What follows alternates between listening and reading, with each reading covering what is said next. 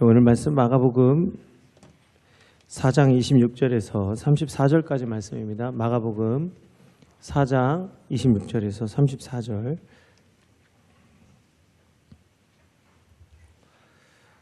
찾으신 줄 알고요. 한 절씩 교독하겠습니다. 또 이르시되 하나님의 나라는 사람이 씨를 땅에 뿌린 것 같으니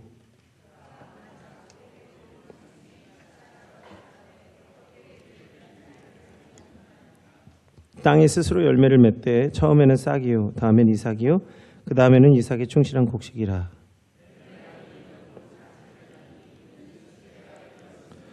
또 이르시되 우리가 하나님의 나라를 어떻게 비교하며 또 무슨 비유로 나타낼까?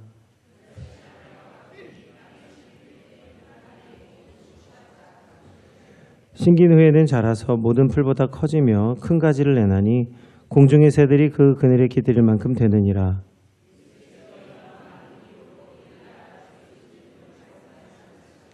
함께 읽겠습니다. 비유가 아니면 말씀하지 아니하시고 다만 혼자 계실 때 그 제자들에게 모든 것을 해석하시더라. 아멘. 오늘은 이제 자라나는 열매라는 제목으로 함께 말씀 좀 나누고자 합니다. 예수님이 사셨던 시대는 로마 제국 시대입니다. 이 땅에 사는 사람은 다 시대적 상황에 놓여서 살게 됩니다. 오늘 우리도 시대에 따라 살고 예수님도 그 시대에 따라 사셨는데 그 얘기하기 전에 작년에 수건과대학 하고 와서 또 목이 쉬었는데 올해도 목이 쉬었어요. 그래서 왜 쉬었나? 작년에는 소리 질러서 쉬었는데 올해는 안 질렀는데 쉬었거든요. 그래서 이제 우리 청년이 아니죠. 이제 우리 성주가 목사님 이제 루틴입니까? 이제 무슨 말이냐면 매년 이제 이때가 되면 목이 쉬는 거 아니냐 이제 이런데 끊어내기를 원합니다. 목이 쉬어가지고 지금 잘 소리가 안 들리실 텐데 하나님 은혜가 있어서 이렇게 또 하나님께서 그 수건과대를 잘 마치고 온 표징으로 삼아주시는 것 같아요. 그래서 은혜 받은 증거로 삼아주시고 잘 안 들리시더라도 귀를 기울여 주시면 감사하겠습니다. 상황에 놓여 사는 거예요. 수건과대 했으니까 목이 쉬는 거고 예수님도 로마 시대에 사셨기 때문에 로마의 영향을 받으셨고요. 로마 제국은 광대한 영토와 다양한 문화를 가진 나라가 되었습니다. 그래서 로마 제국은 힘 있는 나라가 되었는데 반대로 영토가 넓고 문화가 많다는 게 장점이 아니라 단점이 될 수 있어요. 영토가 넓으면 저 지방까지 힘이 미치지 못하고 또 문화가 다양하면 중심이 없을 수 있거든요. 그런데 로마는 그러한 약점을 강점으로 바꾼 나라입니다. 그래서 로마 제국은 몇 가지 특징으로 로마 제국된 게 있는데요. 첫 번째는 로마는 농업이 발달한 나라입니다. 우리나라도 지금 이제 세계 6위 국방력을 자랑하고 있는데 우리 성도님들 우리나라 국방력 6위 된 거 알고 계시죠? 몇 년 전만 해도 11위였는데 어느 결에 6위가 됐어요. 우리나라 기술과 산업이 그만큼 뒷받침이 되기 때문에 그렇습니다. 처음에 우리나라는 산업 불모지였잖아요. 그래서 포항제철, 저희 사촌 누님이 포항제철 근무할 때 가보니까 아주 그냥 공장이 안내가 없으면요 일반인은 들어가면 못 나옵니다. 공장이 어찌나 큰지. 그래가지고 저희 사촌 누님이 와서 한번 인사하고 간 적이 있는데 그때가 중학생 때였어요. 그때 그리고 그걸 필두로 해서 대한민국이 산업화되고 난 뒤에 지금 세계 6위 GNP는 이제 1인당 국민 소득이 36,000불이 넘어가는 시대를 살고 있습니다. 우리는 이렇게 우리가 산업 없이는 대한민국이 없는 것처럼 로마도 산업이 있었어요. 로마 시대의 산업은 뭐냐? 농업 사회입니다. 이 당시는 다 농업하면 살았는데 로마는 농업이 엄청 발달한 나라가 되었어요. 기술이 발달하잖아요. 그러면 반드시 무슨 일이 있느냐? 이 신분과 계급의 차이가 생기게 됩니다. 이게 오늘날 대한민국에도 여러 가지 계층이 생기게 되는데 필연적인 거예요. 어쩔 수 없습니다. 이걸 악이라고 해서 없애려고 하면 할수록 오히려 사회가 더 어려워지는 겁니다. 로마 사회도 농업이 발달하면서 귀족이 나오고 왜냐하면 땅 가지고 권력 가지고 종 가지고 있으면 귀족이 되는 귀족 사회가 발달하게 돼요. 거기에 속하지 않은 사람들은 자유인이 되는 겁니다. 마음껏 자기가 하고 싶은 일 하고 물건을 사고 팔고 할 수 있는 남에게 매이지 않은 사람 자유인, 귀족, 자유인 그리고 나머지 한 그룹이 종이에요. 이 종들은 어떻게 할 수 없어서 종이 되긴 하지만요. 또 그것을 통해서 신분의 상승을 꿈꾸고 또 열심히 수고하게 됩니다. 오늘처럼 이렇게 뭐 자유가 보장되어 있지는 않지만 어쨌든 귀족 자유인 노예 같은 계급이 발달하게 되면서 산업을 발전시키고 또 신분 상승을 꿈꾸면서 열심히 일하게 되는 거죠. 두 번째는요, 로마는 지중해 교육을 통해서 시장을 발달시킵니다. 시장이 발달한다는 건 뭔지 아십니까? 어디 멀리 떨어져 있는 사람도 시장이 있는 곳에 오는 거예요. 그래서 시장에 와서 물건을 교환하고 또 사람들을 만나고 그래서 지역이 서로 발전하게 되는 겁니다. 로마가 시장이 발달하면서 발달된 게 도로와 뱃길이에요. 그래서 이렇게 많은 사람들이 왕래할 수 있는 이런 교통이 발달하게 됩니다. 세 번째는 로마가 가장 잘한 것 중에 하나가 화폐입니다. 화폐라고 하는 거는요, 가치 중립적인 거죠. 돈이죠. 돈인데 돈은 나쁜 게 아니에요. 돈을 사용하는 사람이 나쁜 것이지 돈 그 자체는 나쁜 게 아닙니다.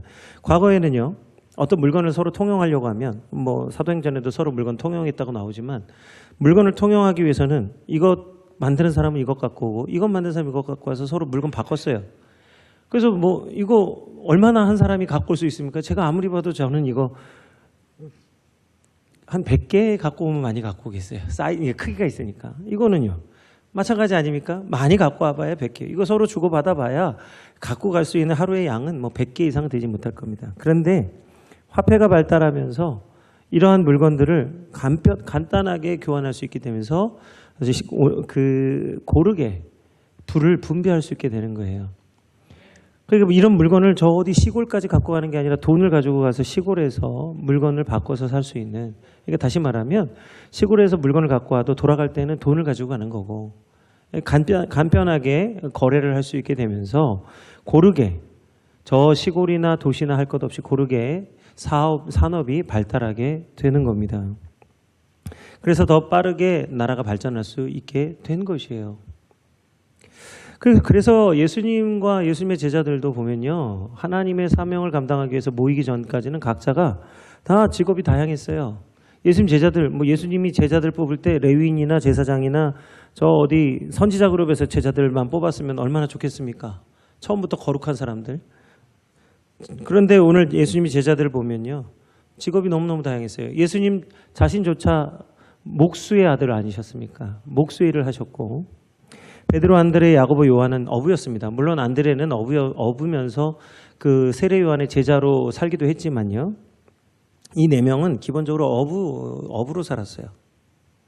빌립은요, 세례 요한의 제자였습니다. 그래서 빌립과 안드레는 서로 그 세례 요한의 제자였어요. 제자, 그 직업이에요.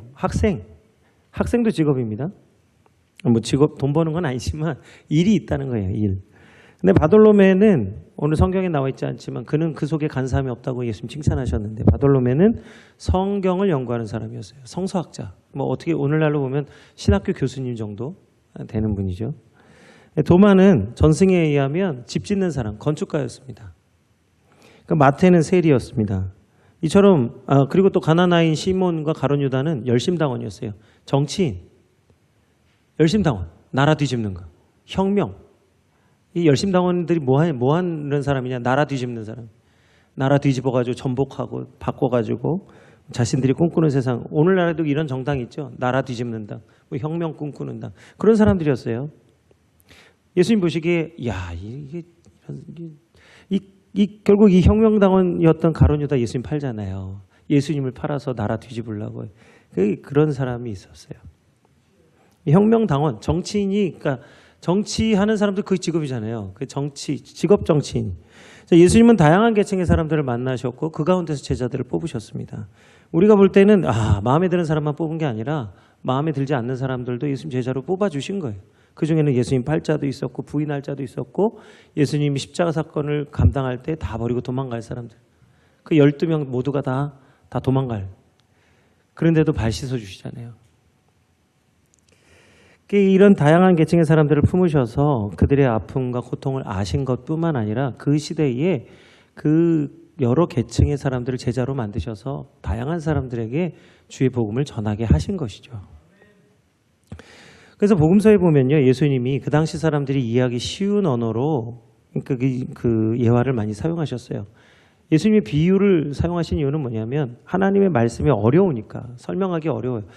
목회자가요, 제대로 하나님 말씀을 이걸 제대로 한번 설명해 보자 하면요, 용어가 일단 어려워서 설명 들으시는 순간부터 말씀 제가 입을 여는 순간부터 아마 조실 분들이 거의 반입니다. 그리고 한 가지 개념을 설명하려면 10시간을 해도 부족함이 없어요. 그럴 정도로 개념과 어떤 이런 말씀을 설명하려면요, 학적으로 설명하면 누구도 견딜 사람이 없습니다. 그것을 간단하고 쉽게 설명하는 게 비유의 말씀이에요. 그래서 예수님도 복음서에 보면 당시 사람들이 이해하기 쉬운 언어로 그 설명을 하셨는데 그게 비유의 말씀입니다.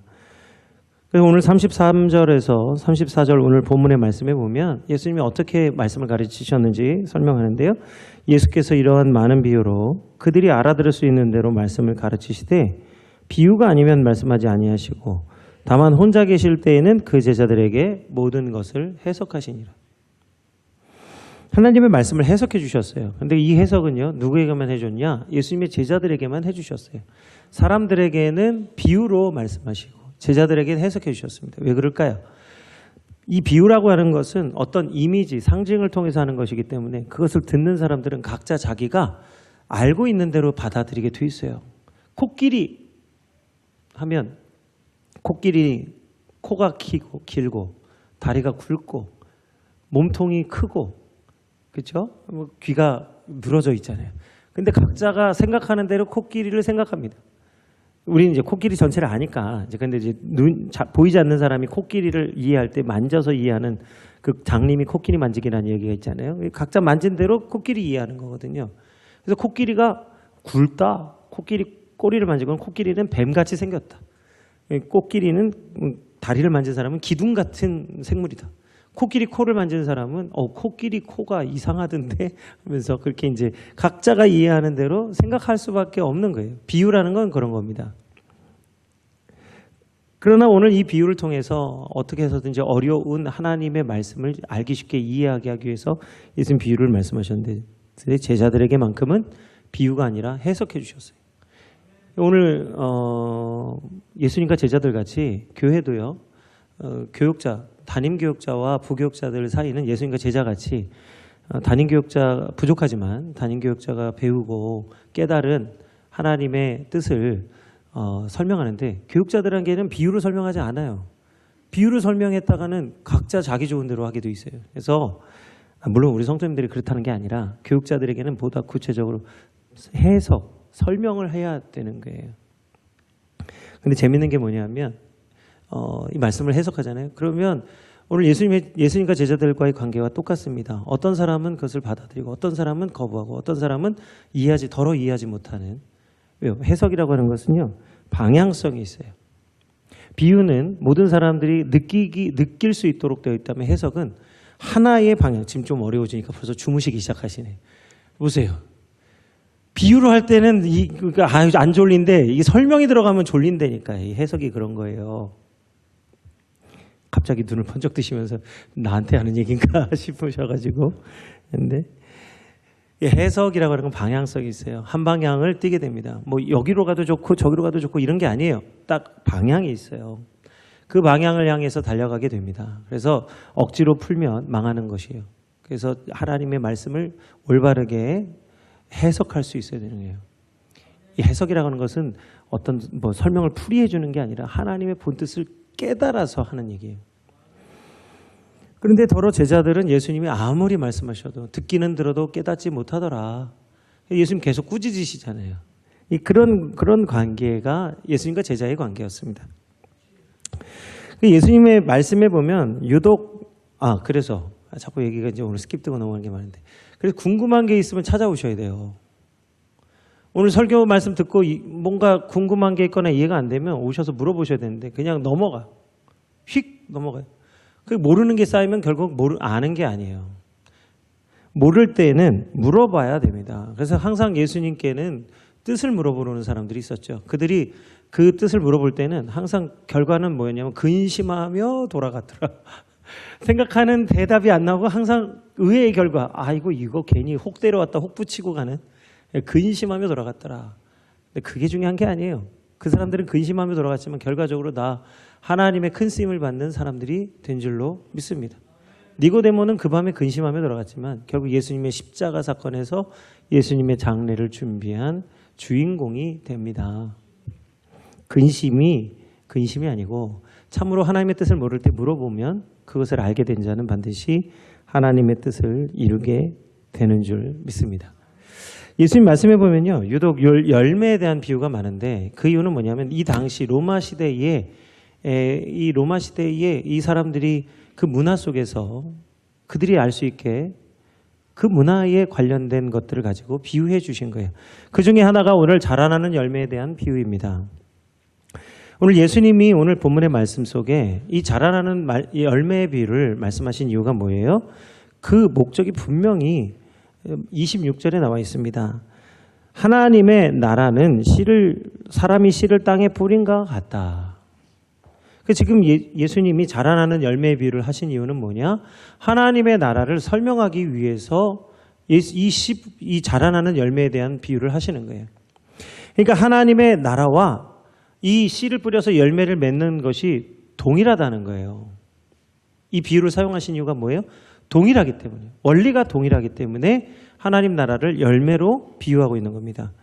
오늘 하나님의 나라를 바실레이아라고 하는데 이 바실레이아라고 하는 말의 뜻은 뭐냐면 통치하다, 다스리다라는 뜻이에요.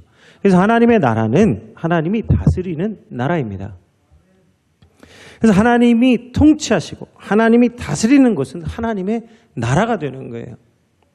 우리가 이 땅에 살면서 대한민국 국민이지만 하나님의 통치를 받으면 대한민국 국민이면서 동시에 하나님 나라 백성으로 사는 겁니다.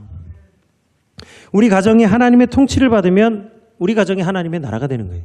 우리 교회가 하나님의 통치를 받으면 우리 교회가 하나님의 나라가 되는 거예요. 내가 일하는 직장에서 하나님의 통치를 받으면 내 직장이 하나님의 나라가 되는 줄 믿습니다. 내가 고용인 고용주의 관계로 회사에 일하는 게 아니라 하나님의 말씀에 통치를 받는 사람으로서 일하기 때문에 내 직장이 하나님의 나라. 다시 말하면 얼마든지 더 좋은 곳이 생기면 옮겨지는 이해타산의 장소가 아니라 하나님의 말씀이 역사로 나타나는 역사의 현장이 된다는 거예요. 내가 길을 걸을 때에도 길을 걷는 그 가운데서도 그 길이 하나님이 나를 이끄시는 시온의 대로, 하나님의 나라를 이루는 시온의 대로가 된다고 하나님이 이사야서에서 말씀하시잖아요. 그러므로 너희는 연약한 손과 피곤한 무릎을 펴서 시온의 대로를 수축하라. 시온의 대로가 뭐예요? 하나님이 오시는 길, 하나님의 통치가 임하는 길을 만들려고 하는데 그게 하나님 나라예요. 우리가 길을 걸을 때에도 하나님이 내 마음에 내가 하나님을 믿고 걸어가는 그 길이 하나님이 함께 하시는 시온의 대로가 될 줄 믿습니다. 우리가 이번에 22회 소방과 대회를 감당하는 동안에 시청에 있는 그 시청길에서 그만 큰 사고가 나서 9명의 사람이 죽었습니다. 근데 그 영상을 보지를 못해가지고 돌아와서 봤는데 그 길이요. 정말 저도 다녔던 길이에요. 그 시청 앞 도로는 과거에 이제 제가 청년 때 그 광화문에서 그 구세군회관에서 금요일마다 집회가 있어서 그 항상 다니면서 그 다녔던 길입니다. 근데 평범한 길인데 거기에 생과사의 갈림길이 갈리는 것을 보게 되었어요. 그 CCTV에 보니까 어떤 여성이 이제 퇴근하고 집에 가는 것 같았어요. 그리고 그 여성 앞에는 여러 사람이 서서 담소를 나누고 있었습니다. 아마 이제 일 끝나고 식사하고서는 그 직장 동료들하고 얘기를 하고 있었던 것 같아요. 근데 갑자기 어디선가 자동차가 달려오더니 그 사람들을 전부 다 치고 그 사람들이 다 사라진 거예요. 남은 사람은 누구냐? 길 가던 여성 혼자 거기 서가지고 이제 덜덜 떨고 있는 거예요. 그 0.1초의 순간에 어떤 사람은 살고 어떤 사람은 죽는 거예요. 바로 그 같은 길인데. 오늘 우리가 길을 걸을 때에도 언제 어느 때 우리가 어떻게 될지 알지 못하는데요. 우리가 길을 걸어가는 순간에도 우리가 하나님을 믿는 믿음으로 길을 걸으면 그곳이 하나님의 나라가 되는 거예요. 그래서 우리가 어떤 일을 당할지라도 하나님과 함께하는 그 길 가운데에 하나님의 나라가 임하면 우리가 살든지 죽든지 하나님의 나라 안에 이미 살고 있는 줄 믿습니다. 그래서 오늘 우리도 수건과 대화를 하고 왔는데 우리 기도의 제목 4가지 기도 제목이 하나도 응답되지 않은 것이 없이 기도한 대로 다 하나님께서 은혜를 주셨어요. 씨를 뿌린 거죠. 그래서 그곳이 하나님의 나라가 되었습니다. 저희가요, 그 수원가대학을 했던 그 아쿠아비치 호텔이 저희가 들어가기 전까지는 중국 사람들이 그냥 어찌나 그냥 들어와가지고 이 담배 피고 그래가지고 냄새가 나든지 그냥 우리 어떤 권사님 방은 도저히 담배 냄새가 나서 주무실 수가 없다고 할 정도로 괴로운 방이 있었어요. 제가 있던 방도 마찬가지로 담배 냄새가 났습니다. 근데 뭐 제가 어떤 민족을 지금 비하하려는 말이 아닙니다. 그 사람들은 그냥 뭔가 일하러 온 거예요. 일거리를 찾으러 온 사람들이 머무를 때는 그냥 담배 피고 그냥 무슨 짓을 했는지는 알 수 없습니다만은 하여튼 뭔가를 했겠죠. 그런 공간이 됩니다만은 하나님을 예배하고 수원가대학을 하기 위해서 우리 목사님들 사모님들이 모였더니 성산 아쿠아비치 호텔이 하나님의 거룩한 장소로 바뀌는 거예요. 내용이 바뀌는 거죠. 건물 자체는 바뀌지 않습니다. 근데 그 안에 사람이 바뀌니까 지하에서는 예배하죠. 1층에서 식당에서는 봉사하죠. 그러면서 웃음꽃이 피고 또 지하에서는 하나님의 역사가 일어나고 막 말씀이 각 목사님 사모님들의 마음을 만져주시기 시작하니까 세미나 장소가 변화되어지는 거예요. 오늘 예수님은 하나님의 나라는 사람이 씨를 땅에 뿌림과 같다고 비유로 말씀해 주셨습니다. 그래서 마치 사람이 씨를 뿌리고 씨를 자라나게 하는 것 같은데 오늘 그 사람이 밤낮 자고 깨는 중에 씨를 뿌리기는 뿌렸지만 그가 밤낮 자고 깨는 중에 씨가 나서 자라되 어떻게 글이 되는지는 알지 못하더라고 말씀합니다. 그러니까 사람이 씨를 뿌려서 열매를 거두기 위해서 씨를 뿌리는 것은 맞는데 사람이 이 씨가 자라나는 원리를 알기 때문에 씨를 뿌리는 것 아니에요. 아무데나 안 뿌리지 않습니까? 그러니까 씨를 뿌리는데 씨를 뿌리는 원리는 알지만 이 씨가 자라나게 하는 근본의 능력은 알지 못하더라. 이게 모른다는 게 아니라 할 수 없다는 얘기예요. 해와 공기와 바람과 비와 적당한 토양과 양분이 있으면 자라나는 거 이거 다 알죠? 이렇게 하면 씨가 자라나는 거예요. 다른 데 심으면 안 나요. 거기다 해야 되는 거예요.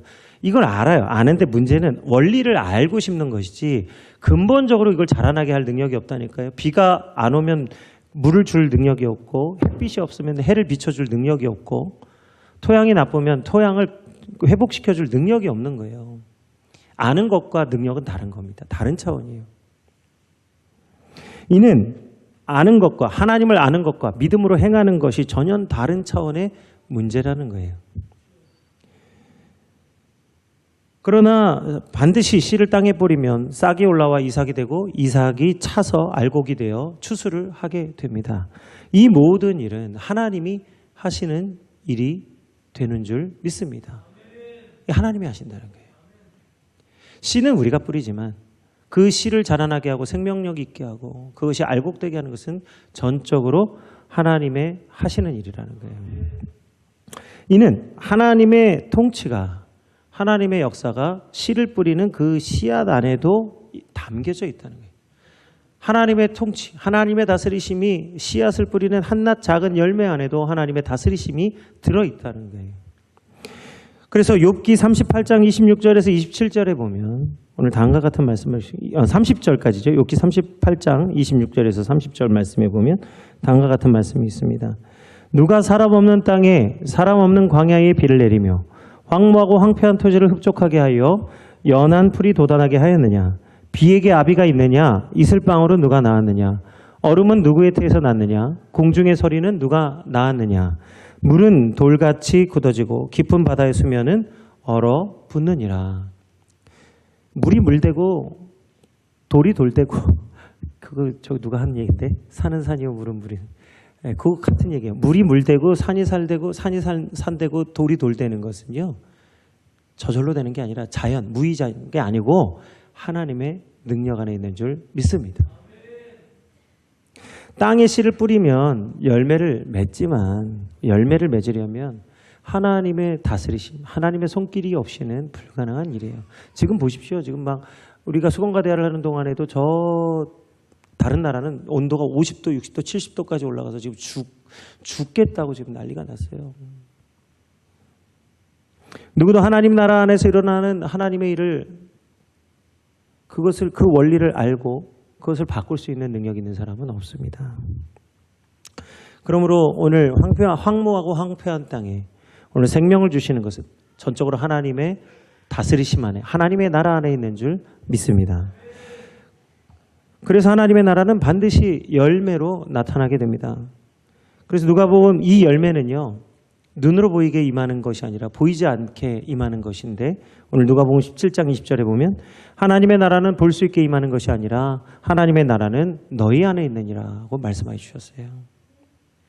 우리가 생명의 씨앗 안에 담겨져 있는 생명을 눈에 볼 수 없는 것처럼, 그러나 그 보이지 않지만 그 씨를 심으면 반드시 그 안에 담겨져 있는 하나님의 생명이 싹 튀어서 많은 열매를 맺게 하는 것처럼, 오늘 하나님의 나라, 하나님의 생명은 바로 우리 안에 역사하는 줄 믿습니다. 근데 많은 사람들이 이 하나님의 역사를, 생명을 다른 데서 찾으려니까 찾지를 못하는 거예요. 우리 원로 목사님이 창민교회를 개척하시고, 그때는 창성교회였죠. 창민교회를 개척하시고 1000일 동안 밤기도와 새벽기도를 통해서 받은 응답이 무엇입니까?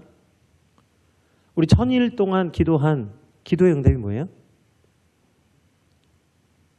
우리 우면동 권사님들, 우리 1000일 동안 얻은 기도의 응답이 뭐죠? 네? 너희가 먹자. 예, 수건가대야. 예, 그 1000일 동안 기도하고 뭘 해야 될까? 우리 개척교회 할 때, 원로 목사님 말씀 그거예요.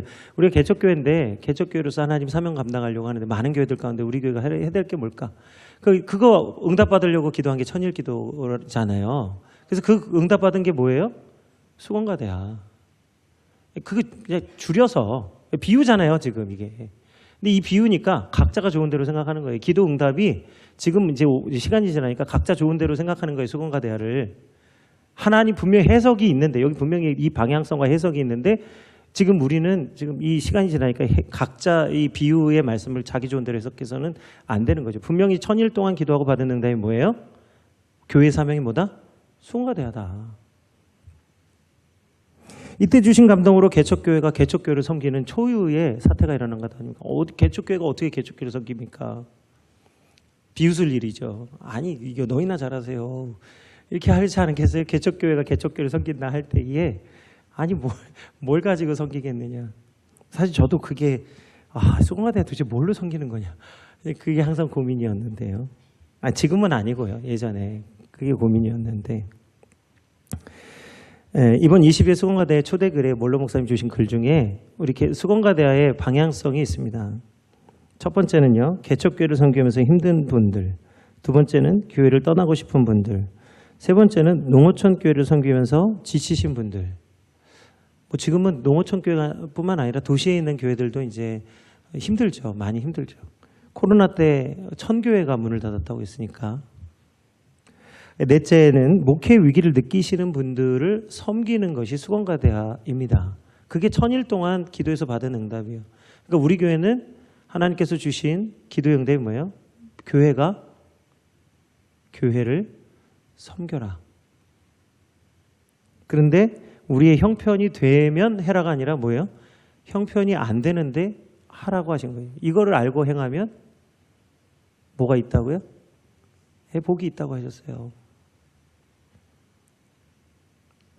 우리가 뭘 뿌리는데, 씨앗을 심는데 우리 안에, 이게 우리가 하는 게 아니고 우리 안에 담겨져 있는 하나님의 응답 안에 생명의 씨앗이 담겨져 있는데, 이것을 자라나게 하시고 이게 자라게 되는 것은 하나님의 역사가 있기, 하나님의 생명이 담겨져 있기 때문이라는 거예요.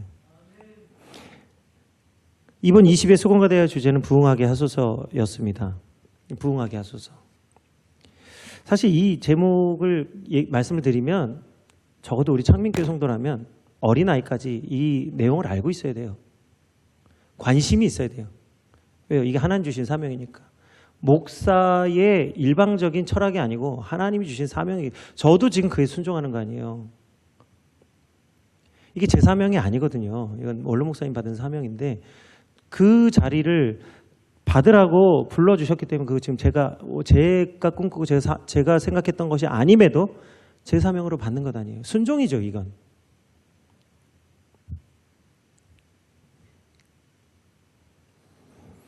왜냐하면 이것은 하나님의 뜻이기 때문에 그래요. 제 뜻을 세워서 하나님의 일이 이루어지면 좋겠지만 제 뜻이 하나님 뜻이 아니고 하나님 뜻이 제 뜻이 돼야 되기 때문에 그 순종으로 받는 거예요.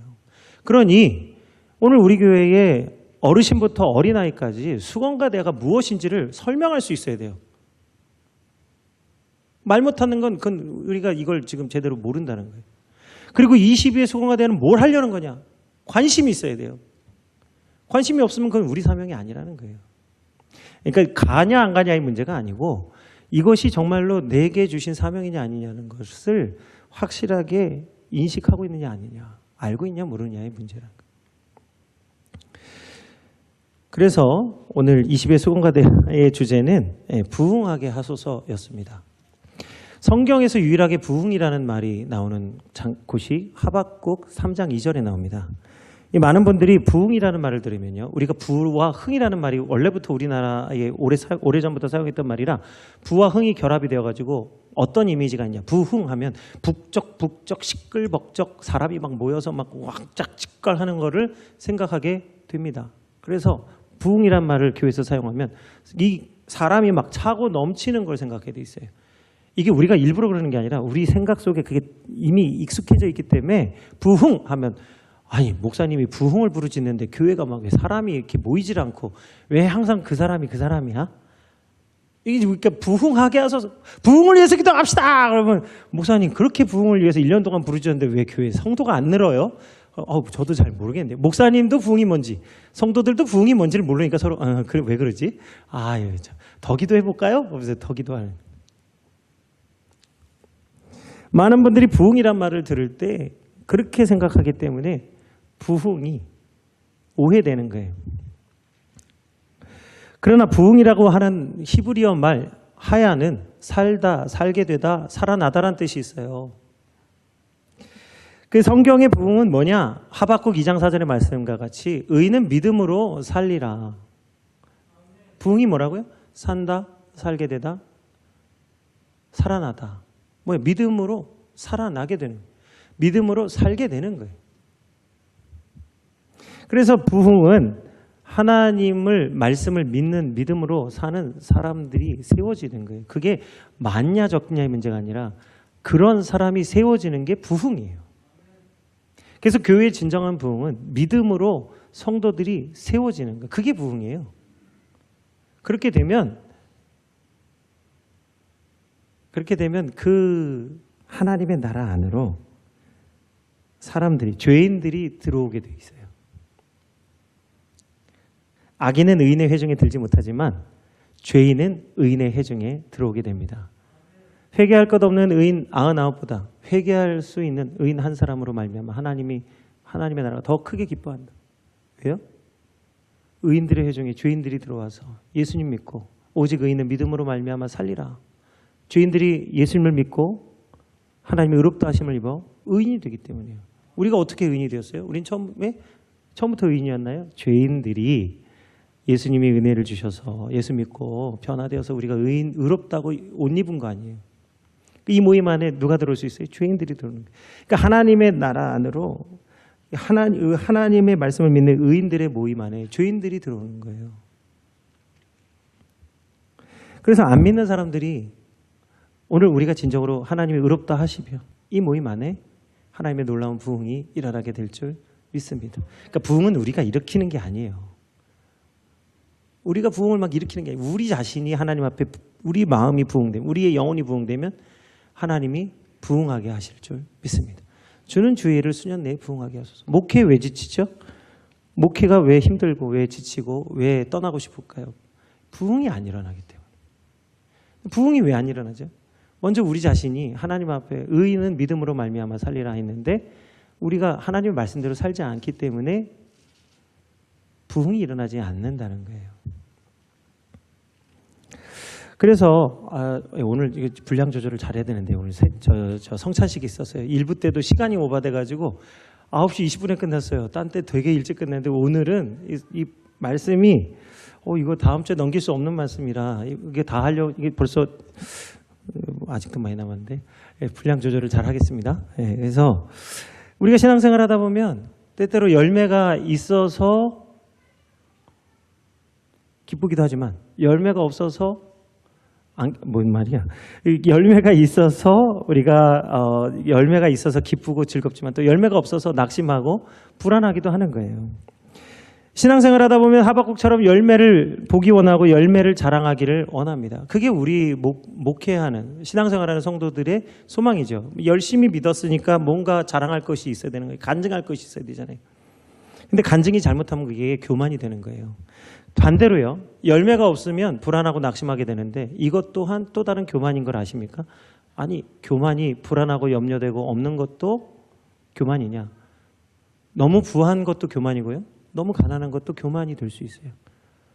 너무 열매가 많아도 교만이 될 수 있고 너무 열매가 없어도 교만이 될 수 있어요. 그게 하박국서의 말씀입니다. 하박국 1장 2절에서 4절에 보면 하박국이 바로 그러한 교만, 너무 없는 것 가운데 교만하게 됐어요.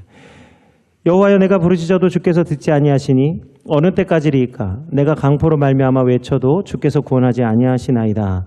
어찌하여 내게 죄악을 보게 하시며 패역을 눈으로 보게 하시나이까? 겁탈과 강포가 내 앞에 있고 변론과 분쟁이 일어났나이다. 이러므로 율법이 해이하고 정의가 전혀 시행되지 못하오니 이는 악인이 의인을 에워쌌으므로 정의가 굽게 행하여 짐이니이다.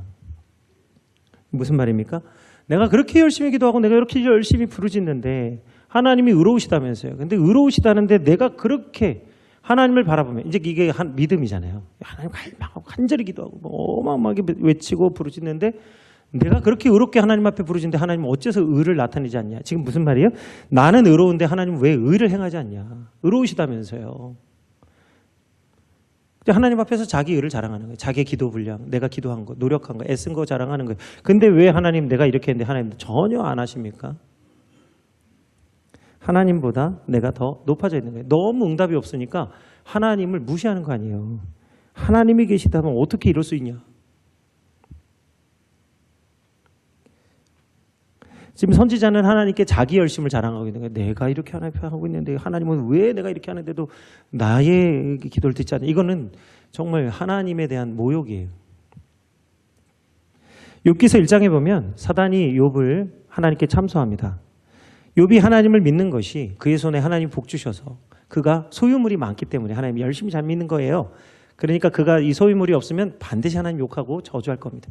한번 보세요. 그런 거예요. 욥이 하나님을 의롭게 여겨주셨는데 이 사단이 욥이 그렇지 않다는 거예요. 감사하게도요. 정말 사단의 말대로 욥은 소유물 때문에 하나님을 저주하지 않았습니다. 정말 하나님 말씀대로 욥은 소유물 때문에 하나님을 믿은 게 아니에요. 그런데 갑자기 생각지도 않은 문제가 일어나기 시작했어요.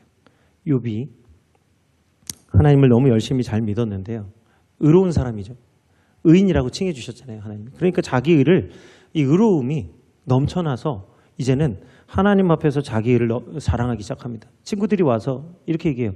욥아, 네가 이렇게 고난당하는 거는 하나님이 네가 죄가 있어서 고난을 주신 거야. 그러니까 욥이 뭐라고 말합니까? 아니야. 나는 하나님 앞에서 절대로 범죄한 일이 없어. 그런데도 불구하고 나는 이렇게 고난을 당하고 있다. 그러니 나는 내가 태어난 것을 저주하고 내 어머니의 태를 저주한다. 뭐예요? 나는 죄가 없는데 나를 이렇게 고통을 주셨으니 하나님 나를 왜 이 땅에 태어나게 하셨습니까? 이거 하나님 원망하는 거죠. 왜요? 내 의가 너무 의로운데 내가 고난을 당하니 이것은 분명히 하나님이 그러니까 내 의가 너무 의로워서 이제 하나님이 원망되는 거예요. 그러니까 또 다른 것이 숨어져 있었던 거예요.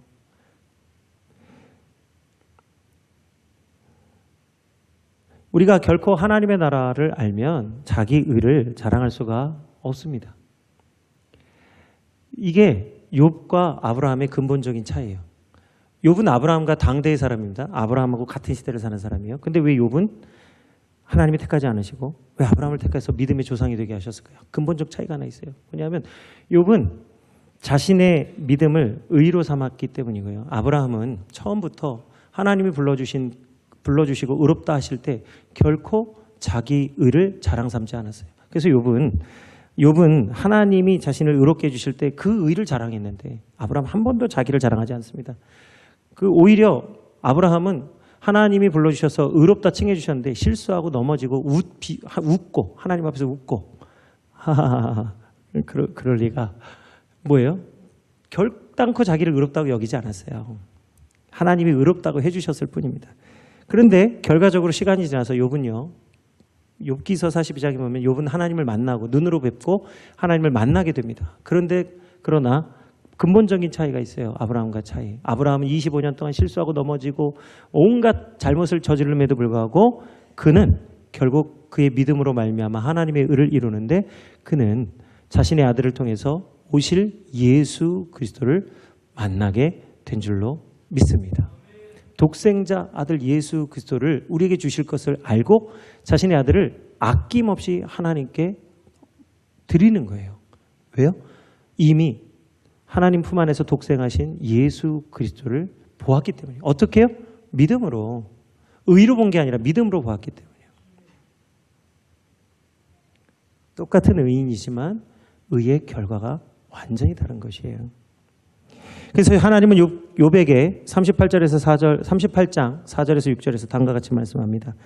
내가 땅에 기초를 놓을 때 내가 어디 있었냐? 네가 깨달아 알았거든 말할지니라. 누가 그것의 도량법을 정하였는지 누가 그 줄을 그것 위에 띄웠는지 내가 아느냐? 그것의 주추는 무엇 위에 세웠으며 그 모퉁이 돌을 누가 놓았느냐? 지금 오늘 욥기 38장 4절 6절에 보면 오늘 땅의 기초와 세상의 시작이 어떻게 되는지 욥에게 가르쳐주고 계십니다. 그런데 여기에 놀라운 말씀이 들어있죠. 바로 건축자의 버린 돌이 모퉁이 돌이 되어서 오늘 우리의 구주가 되어주신 예수 그리스도를 예표하는 말씀이 여기 들어져 있어요. 욥이 이것을 알았는지는 모르지만 오늘 하나님은 세상의 기초를 놓을 때에 예수 그리스도 안에서 모든 기초를 세워 주신 줄 말씀하고 있습니다. 오늘 세상에는 자기중심이며 자기의를 자랑하는 사람들로 넘쳐납니다. 그렇기 때문에 지치고 피곤하고 낭망하고 낙심하는 거예요. 그러니까 낙심하고 지치고 피곤하고 실족하고 시험 드는 것은 교만의 또 다른 이름이라는 거예요. 그래서 이해되시죠? 시험은 하나님이 주시는 게 아니라는 거예요. 자신의 교만과 자신의 욕심과 자기의 의가 만나서 일어나는 일이에요. 하나는 시험하시는 게 아니라 연단하십니다. 그래서 그러한 가운데 하나님은 예수 그리스도를 우리의 기초로 세워주셨어요. 그래서 예수 그리스도를 기초로 삼는 곳마다 하나님의 나라가 임한 줄 믿습니다. 오늘 그래서 교회는 예수 그리스도를 머리로 삼았기 때문에 교회야말로 하나님의 나라인 줄 믿습니다. 교회는 하나님이 예수님을 통해서 이 땅에 뿌려주신 생명의 씨앗이에요. 그래서 어떻게 자라나고 어떻게 열매를 맺는지 알지는 못하지만 결국 하나님은 교회를 통해서 세상을 구원하여 주실 줄 믿습니다. 그러니까 지금 그런 거잖아요. 저희가 20의 수공화대를 감당하고 잘 감당하고 왔는데 이 뿌려진 씨앗이 어떻게 열매가 이제 풍성하게 맺어질 줄은 사실 저희는 몰라요. 그냥 저희가 하고 온 일주일 시간만 알죠. 근데 오셔서 그런 얘기 하시는 거예요. 작년에 수공과대에 왔는데 이 교회가 지금 놀라운 역사가 일어나는데 한번 들어보시라는 거예요. 그랬더니 그분이 저한테 오셔서 아이고 아닙니다. 얘기를 안 해주시고 그냥 가버리셨어요. 꼭 들으라고 해서 들으려고 했는데 얘기를 안 하고 가시는 거예요. 그래서 알 길은 없는데 안 알아도 됩니다. 왜냐하면 우리에게 주신 은혜만으로도 이미 충분해요. 뭐 그것까지 알 필요가 없어요. 그것까지 알려고 하는 것조차도 교만입니다. 왜? 자랑하려고. 이런 일이 그건 뭐 알아서 무슨 소용이 있습니까? 이미 우리에게 주신 은혜만으로도 충분해요. 오늘 겨자씨 한 알이 땅에 심겨질 때에는 모든 씨앗 가운데 작은 것이지만 그것이 자라났을 때는 풀들보다 크게 되어서 많은 새들의 안식처가 되어지게 됩니다. 우리 한 사람이 하나님이 주신 말씀에 믿음으로 순종하면 모든 사람들을 넉넉하게 안식하게 하는 수건가 되어야죠. 오늘 믿음의 열매를 맺게 될 줄 믿습니다. 한 가지 기억할 것은 뭐냐? 많은 분들이 하박국이나 욥처럼 자기가 믿음의 주체가 되려고 하는 거예요. 자기가 하는 일이 믿음의 주체가 되고자 할 때에는 그것을 통해서는 절대로 부응할 수가 없습니다. 그러나 우리가 온전히 예수님을 믿고 하나님의 말씀에 순종하면 하나님께서 자라나게 하실 줄 믿습니다. 그 말씀이 고린도서 3장 6절에서 11절인데 이 말씀 우리 함께 나누고 이제 주께서 우리에게 제정해 주신 성찬의 식탁으로 나아가겠습니다. 고린도전서 3장 6절에서 11절 나는 심었고 아볼로는 물을 주었으되 오직 하나님께서 자라나게 하셨나니 그런즉 심는 이나 물 주는 이는 아무것도 아니로되 오직 자라게 하시는 이는 하나님뿐이니라. 심는 이와 물 주는 이는 한 가지이나 각각 자기가 일한 대로 자기의 상을 받으리라. 우리는 하나님의 동역자들이요 너희는 하나님의 밭이요 하나님의 집이니라. 내게 주신 하나님의 은혜를 따라 내가 지혜로운 건축자와 같이 터를 닦아두매 다른 이가 그 위에 세우나 그러나 각각 어떻게 그 위에 세울까를 조심할지니라. 이를 닦아둔 것 외에 능히 다른 터를 닦아둘 자가 없으니 이 터는 곧 예수 그리스도라. 아멘. 자, 오늘 우리는 심은 대로 열매를 거두게 됩니다. 우리가 믿음으로 심으면 믿음의 열매를 거둘 것이요 육체를 자랑하는 자는 육체에게서 썩을 것을 거둘 것이라고 말씀해 주셨어요.